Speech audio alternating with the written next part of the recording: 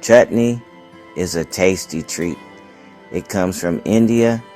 It's like a jam, but with a kick. Chutney is great with many foods. You can make chutney with fruits or veggies. Add spices for warmth and depth. A dollop of chutney livens up any meal. Let's gather our ingredients.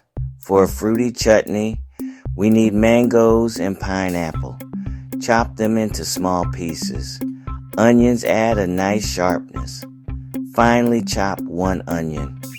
We'll need some raisins too. They bring a lovely sweetness.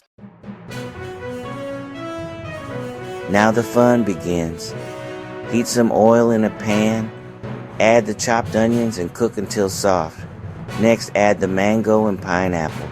Stir well and cook for a few minutes. Then add your spices, ginger, chili, and a pinch of salt.